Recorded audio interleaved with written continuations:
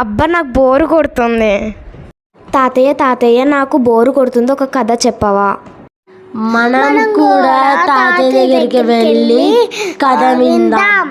పిల్లలు, ఈరోజు మనం అక్కా తమ్ముడు 7వ తరగతి పరీక్ష కోసం ఎలా చదువుకున్నారు, వారు ఏ ఏ పద్ధతులను అవలంబించారు, ఎవరు ఎక్కువ మార్కులు సంపాదించారు, ఎవరు టీవీ వారు నిర్వహించిన పోటీ పరీక్షలో బహుమతిని గెలుచుకున్నారు అనే విషయాలను ఈ చిట్టి కథలో తెలుసుకుందాం.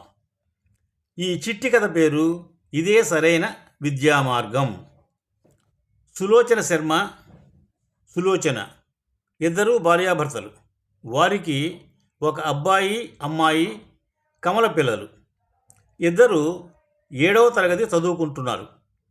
కొడుకు పేరు సువర్చన శర్మ, కూతురు పేరు సువర్చల. ఇద్దరు చక్కగా చదువుకుంటున్నారు.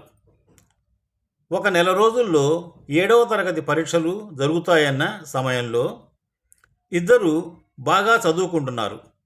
సువర్చల తన పాఠ్యపుస్తకాలన్నీ మొదటి నుంచి చివరి వరకు క్షుణ్ణంగా చదువుకుంటుంది. సమయం దొరికినప్పుడల్లా చదివిన పాఠాలనే మళ్ళీ చదువుకుంటుంది.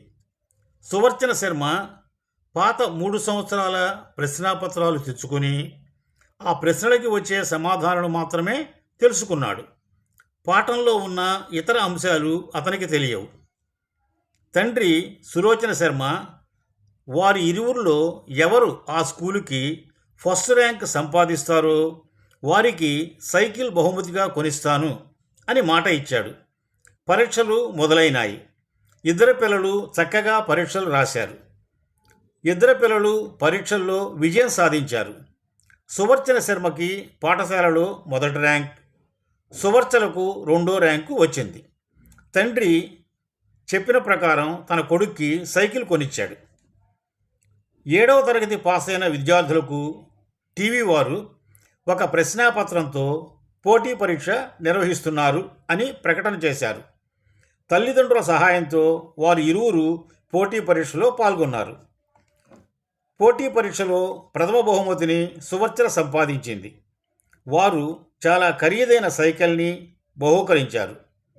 ఈ సంతోషకరమైన సందర్భమున తల్లిదండ్రులు, పిల్లలు హోటల్కి వెళ్ళి విందు భోజనం ఆరగించి సంతోషంగా తిరిగి వచ్చారు. పిల్లలిద్దరూ ఇలా మాట్లాడుకుంటున్నారు. తమ్ముడు, నీవు చదివిన పద్ధతి మార్కులు సంపాదించడానికి ఉపయోగపడుతుంది, కానీ పాఠం మీద పూర్తి జ్ఞానం రాదు. నేను చదివే పద్ధతిలో చదివితే పాఠం మీద పూర్తి జ్ఞానం వస్తుంది. ప్రశ్నకి అనుకూలంగా ఎలా సమాధానం రాయాలో క్షుణ్ణంగా తెలియదు. కావున ఈ రోజు నుంచి మనము 2 పద్ధతులు కలిపి అమలు చేద్దాం. ఏ రోజుకు ఆ రోజు పాఠాలని క్షుణ్ణంగా చదువుకుందాం. పాఠంలోని పూర్తి జ్ఞానాన్ని సంపాదించుకుందాం. పరీక్షల ముందు ప్రశ్నాపత్రాలు, జవాబులని క్షుణ్ణంగా నేర్చుకుందాం. ఇలా చేస్తే మనం ఎప్పుడు ఏ పరీక్ష అయినా మనం రాయగలం, చక్కని మార్కులు సంపాదించగలం. ఇదే సరైన విద్యా సముపార్జన మార్గం. పిల్లలు, మనం తమ్ముడు పరీక్షలో మొదటి ర్యాంకు, అక్క టీవీ పోటీ పరీక్షలో బహుమతిని సంపాదించారని తెలుసుకున్నాం కదా. ఇప్పుడు ఈ చిట్టి కథలోని నీతిని చెప్పుకుందాం. ఒక వాక్యంలో నీతిని చెప్పుకోవాలంటే విద్య కేవలం పరీక్షల ఉత్తీర్ణతకే కాదు, జ్ఞాన సముపార్జన కూడా ముఖ్యం. ఇదే ఈ కథలో నీతి.